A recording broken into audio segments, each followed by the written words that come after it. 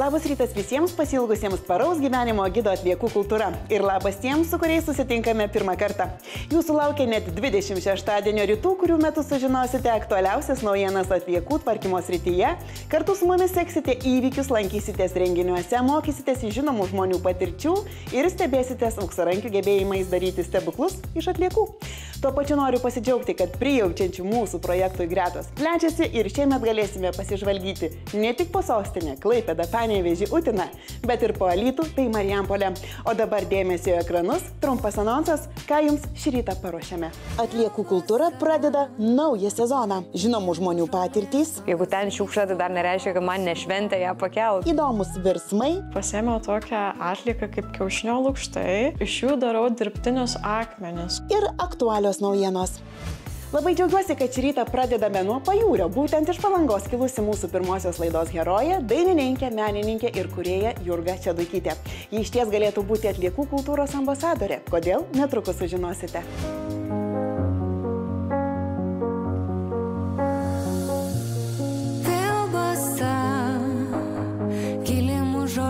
O gal slystų nuo kopos jūron su audra.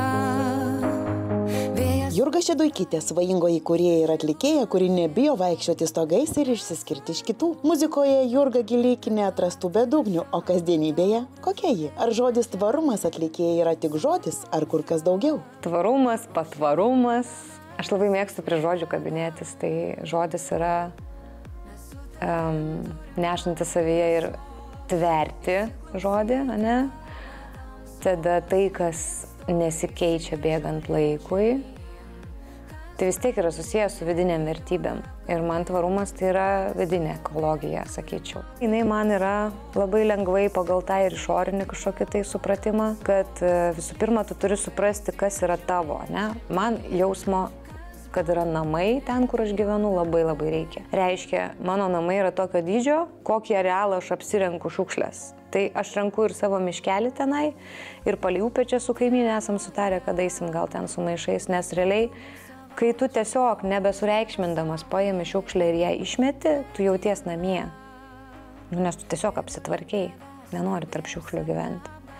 Ir jeigu namai yra visa tavo valstybė, tai tada iš viso faina, tada nebaisu gyventi, žinai. Ne tik, kad nebaisu, bet ir gimsta labai įdomios ir naudingos idėjos. Pradžioje, aišku, prasidėjo viskas nuo to, kad mes su draugė Laura sugalvom tokį projektą. Šiaip iniciatoriai jinai buvo, bet kažkaip, kadangi draugavom, tai draugystės kaip pasiekoje buvo tas projektas.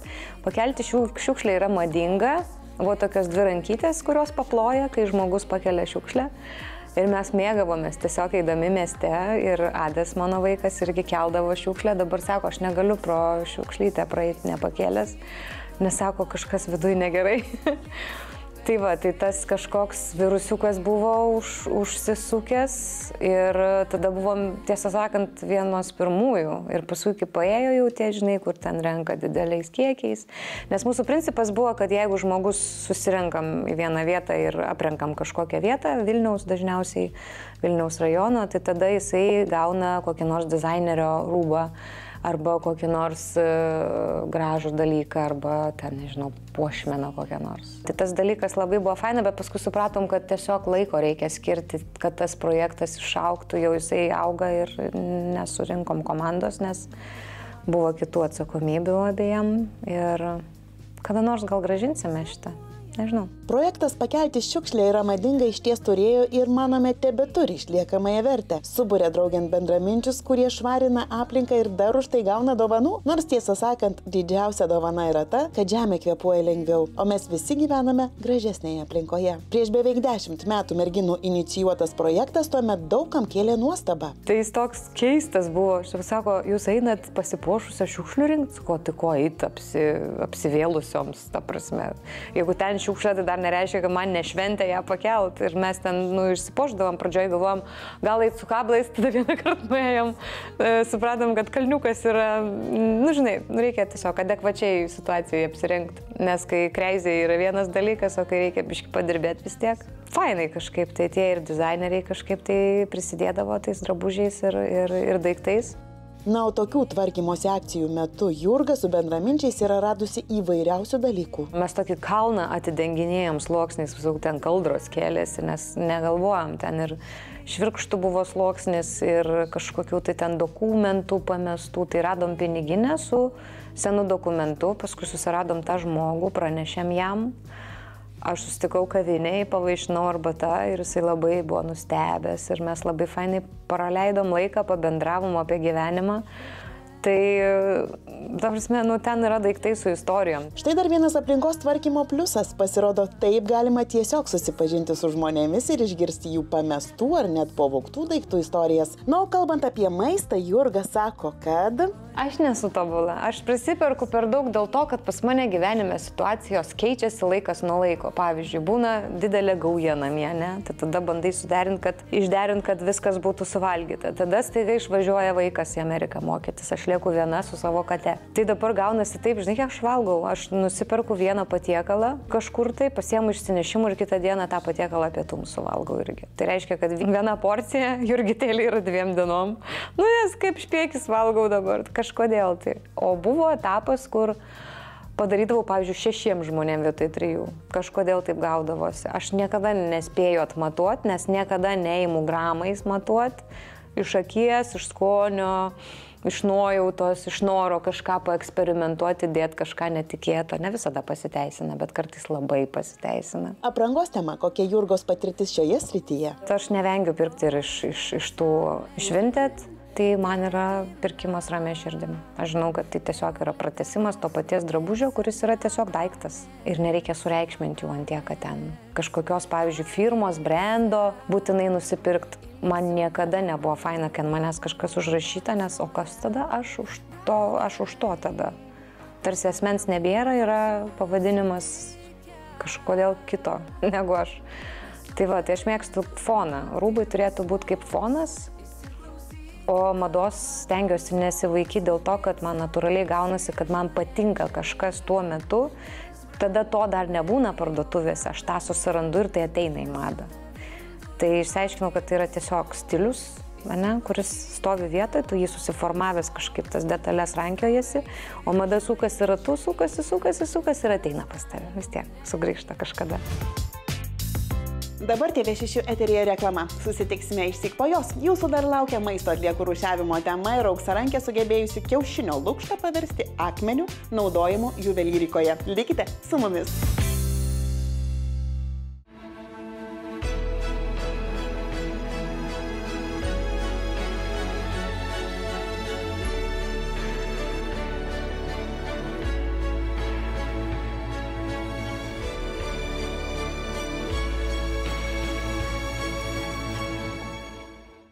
Tęsime laidą atliekų kultūra. Praėjusiais metais, ko gero, daugiausia atgarsių sulaukė prasidėjęs maisto ir virtuvės atliekų rūšiavimas.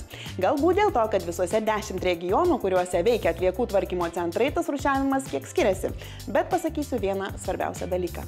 Kad ir kokie maisto rūšiavimo skirtumai būtų, svarbiausia, kad jūs žiūrėtumėte atsakingai ir maisto atliekas išrūšiuotumėte pagal savo regione galiojančią tvarką ir taisyklės. Nu, o kaip apskritai sekėsi Lietuvos gyventojams priprasti prie naujo gyvenimo būdo? Dėmesio į ekranus.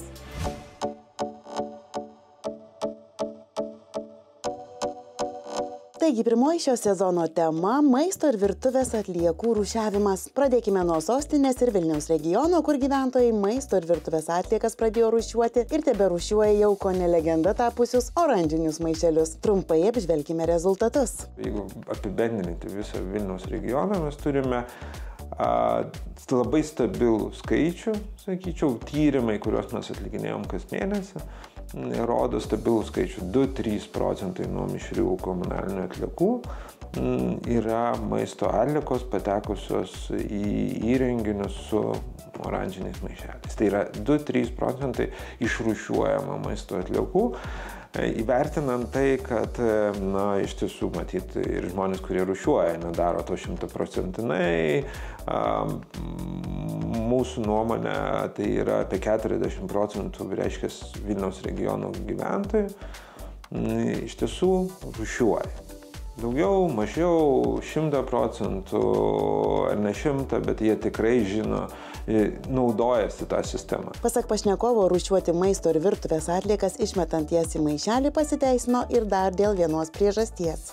Į maišelį neįdėsi nieko labai jokių svetimkūnių labai daug. Tu gali, jeigu kažkas tai kažką įdėsi, tai be abejonės nedidelio ir be abejonės tokio, kuris nesuplėšys į tų maišelių. Tuo tarpu konteineriuose be abejonės, turim pripažinti, turim tarp savęs žmonių, kurie nepaiso jokių taisyklių ir į konteinerius ten gali įkišti, kaip kartais pasakojama, ir lapės kailį, nes man atrodo, kad jisai turėtų susikompostuoti. Apie kuriozinės radybas maišeliuose ir konteineriuose būtinai pakalbėsime kitose mūsų laidose. O dabar keliaujame į Klaipėdą. Praėjusiais metais ten dar tik buvo statomas maisto atliekų apdorojimo cechas, o dabar jau darbas virte verda. Šitas cechas pradėjo veikti balandžio mėnesį, kai buvo pabaigta statyba, sumontuoti renginiai, atlikti bandymai ir gauti visi reikalingi leidimai. Kai tik leidimai buvo gauti, išsyk į cechą pradėjo keliauti maisto ir virtuvės atliekos. Maisto atliekos atvežamos iš Klaipėdos miesto, iš Klaipėdos rajono, iš Šilutės, iš Kretingos, Palangos ir Neringos miesto. Beje, reikia pažymėti, kad gyventojai Klaipėdos regione maisto ir virtuvės atliekas rūšiuoja atskirdami nuo mišrių atliekų į bet kokius maišelius ir išmeta juos į šalia daugiabučių esančius rudos spalvos konteinerius skirtus būtent maisto ir virtuvės atliekoms. Kiek nuo veiklos pradžios atliekų tvarkytojai jau sulaukė tokių atliekų iš Pajūrio regiono gyventojų. Startavę balandžio mėnesį mes iki metų galo jau priėmėm daugiau kaip 1000 tonų maisto atliekų. Keliaujame į Panevėžį. Čia taip pat praėjusiais metais išdygo Naujutėlaitis maisto atliekų apdorojimo cechas. Nuo atliekų tvarkymo vadybininkas technologas kviečia visus Lietuvos gyventojus šaltuoju žiemos periodu maisto atliekas rūšiuoti dar atsakingiau, išvelgdamas vieną svarbų dalyką. Jeigu bus maisto atliekos palaidos, jos turi savyje drėgmės. Jos sustings ir sušals. Manau, kad specauto-transportas, tas, kuris surenka iš žmonių konteinerius, tai jiems bus problematiška išsikratyti iš to konteinerio į savo mašiną. Turėtų būti visos maisto atliekos sudėtos į maišelius ir užrištos arba į suyrančius popierinius maišelius. Būtų idealiausiai, tada ir švariausiai, ir gamta padėkotų tada. Tai turi būti įpakuota ir užrišta. Tada, manau, išsikratys. Alytus. Jį galime pavadinti tikrų maisto ir virtuvės atliekų rūšiavimo ir apdorojimo pradininku. Mat ši veikla pradėta vykdyti dar tuo met, kai Lietuvos gyventojai apie maisto atliekų atskirimą nuo bendro srauto nė nesapnavo. Aplinkosauginė mūsų įmonė yra ir tokia turim jauną pakankamai komandą, kuri, sakyčiau, labai aktyviai ir tvariai į projektus žiūri. Ir vienas tų tokių idėjų ar norų buvo pirmiesi tvarkyti maisto atliekas Lietuvoje. Akcininkus įtikinome to naudą ir 2018 metais, kaip ėmėm, taip ir padarėm. Išdalinom maisto atliekų konteinerius gyventojam, su įmonėmis pasirašėme irgi sutartis ir pradėjome rinkti maisto atliekas, šviesti žmonės, mokinti juos, kaip tą daryti. Daug psichologinių buvo, sakykime, aspektų, kodėl tą reikia daryti, kodėl mes šitą skatiname ir truputis po trupučio, taip jau 6 metai. Manau, kad jau Alytaus regiono gyventojai išmoko ir tą noriai daro. Ne tik surinkdavo maisto ir virtuvės atliekas, bet ir patys pirmieji pasistatė įrenginius jų apdorojimui. Kiek dabar per metus Alytaus regione iš gyventojų atkeliauja maisto ir virtuvės atliekų? Pačių maisto atliekų, jeigu gerai pamenu, apie 4-5 tūkstančiai tonų per metus jau iš Alytaus regiono gyventojų surinkam ir tie kiekiai kiekvienais metais auga. Tai kuo daugiau didėja maisto atliekų, tuo, sakykime, švaresnės ir sausesnės likusios atliekos. O ką tai reiškia? Tai reiškia, kad jas paprasčiau yra išrūšiuoti kitų renginių pagalba.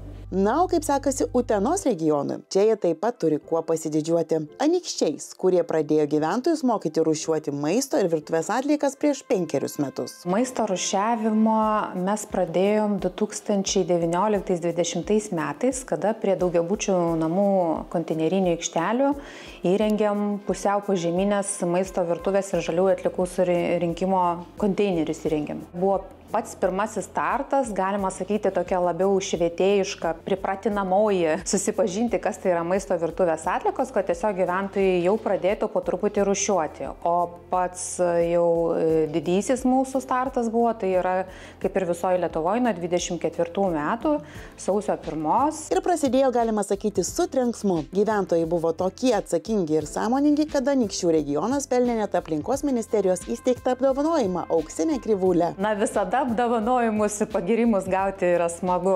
Tai bet kuriai savivaldybei šiek tiek nustebę buvom, bet iš tikrųjų surinkimo rezultatai tai tikrai džiuginantis, nes mes per 6 mėnesius prognozuotą kiekį ir surinkom ir jau net viršijom jį. Planavom surinkti per metus 169 tonas, tai per 6 mėnesius mes tą kiekį surinkom. Nuo štai Marijampolės gyventojai maisto atliekų rūšiavimo startui aktyviai ruošiasi. Kada jis prasidės? Marijampolės apskrityje planuojama maistą atskirai surinkti 25 metų antrą ketvirtį. Viso bus įvestas maisto atliekų rūšiavimas didžiuosiuose miestuose, tai yra Marijampolė, Kalvarija, Kazlų Rūda, Šakė, Vilkaviškis ir Kybartai.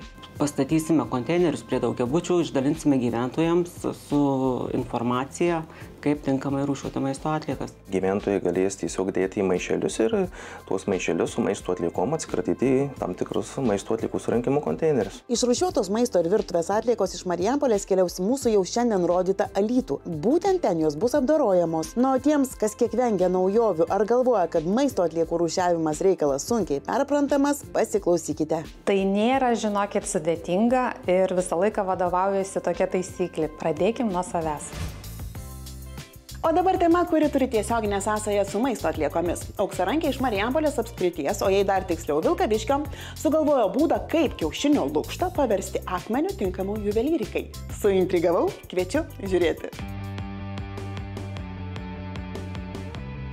Mūsų šio ryto heroję Ievą pavadinti auksarankė būtų per daug paprasta. Mergina jau kuris laikas pasinėrusi į tikrus atradimus, o viskas prasidėjo nuo paprasčiausio kiaušinio lukšto. Aš iš tikrųjų pasėmiau tokią atlieką kaip kiaušinio lukštai ir iš jų darau dirbtinius akmenis, kurie yra pritaikomi tiek dizainui, tiek juvelyrikai. Šiuo metu šitas tyrimas toliau tęsiasi, nes jisai yra prasidėjęs labai seniai, iš tikrųjų bakalauro studijų metu. Čia buvo ir mano atsiskaitomasis darbas ir dabar jau jis eina į kitą etapą, kuomet aš savo darbe dar noriu jį tvaresnį padaryti. Kaip apskritai Ievai kilo mintis užsiimti kiaušinio lukšto tyrinėjimais? Kadangi aš studijavau metalo meną ir juvelyriką Telšiuose, tarp kitko, tai mus skatino vis ieškoti kažkokių tai alternatyvių medžiagų juvelyrikoje ir aš buvau grįžus kaip tik iš Birmingemo studijų Erasmus. Tada tiesiog atsimenu, kad aš virtuvėje buvau ir žiūrėjau tas atliekas, tiesiog aš kiekvieną dieną išmetu ir pamačiau, kad iš tikrųjų visai daug kiaušinio lukštų yra išmetama. Tada pradėjau skaityti apie kiaušinio lukštus.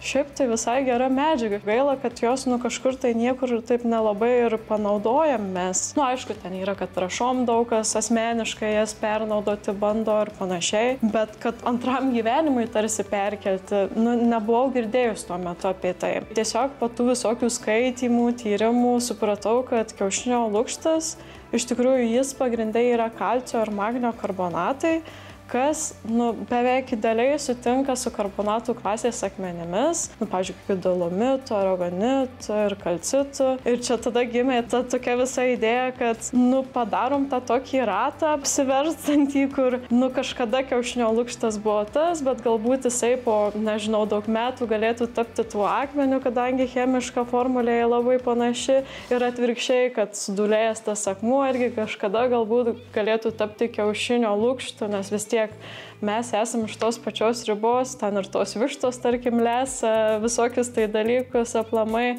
Ir užsimezgė tas toksai projektas, kurį pavadinau Reload, tai lietuviškai perkrauti, tarsi perkrauni tą visą sistemą iš esmės pačią. Ir tada prasidėjo visi eksperimentai, aišku, ir bandymai. Tai prasidėjo kiaušinių lukštų kelionė Ievos juvelyrikos pasaulyje.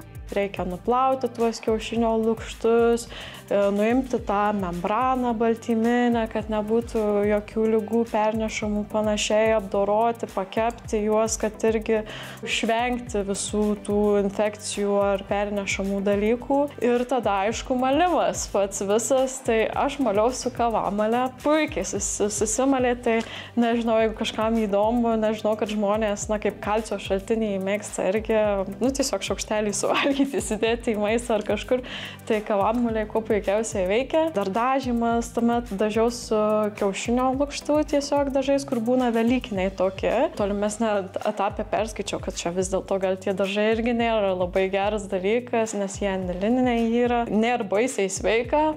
Tiesiog tada mašiau su bioderva visą tą mišinį. Tačiau ir bioderva pasirodė nelabai tinkama Ievos darbams. Po to buvo dar keletas ieškojimų, iki kol Ieva priartėjo prie dabartinio tyrinėjimų taško ir kiaušinių lukštus derina su skystu stiklu. Kas skaitau, turėtų būti tvaresnis reikalas, nes, po kažkiek laiko tai surimas visiškai natūralus gautųsi kiaušinio lukšto ir kažkaip tai papildomai neturėtų teršti aplinkos visiškai ir tai tada tiesiog trąša pasidarytų tas kiaušinio lukštas. Taigi, formulė jau išrasta, o įdomus išskirtiniai juvelyrikos dirbiniai gimsta vienas po kito ir randa kelią į gerbėjų širdis.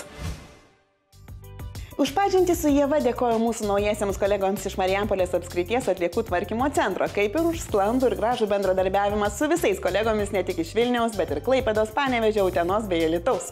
Pabaigai norėtųsi šiek tiek gal griežtesnio žodžio tiems, kurie galvoja, kad jų darbas apsiriboja šiukšlių išmetimu. O kur mesti, kaip teisingai atsikratyti atliekomis, jau neberūpi. Neperkelkit savo atsakomybės kitiems. Niekas už jūs geriau to, ką privalote teisingai padaryti, nepadarys. Ir dar noriu padėkoti jums, mėlyjei, už mano aprangą. Ja radau vienoje dėkui stotelių Vilniuje, kur jūs galite palikti jums nebereikalingus, bet tinkamus dėvėti drabužius ir kitus daiktus, o kažkas nemokamai juos pasimti. Tiek žinių šį rytą. Iki pasimatymo lygiai po savaitės, 11 ryto per TV6.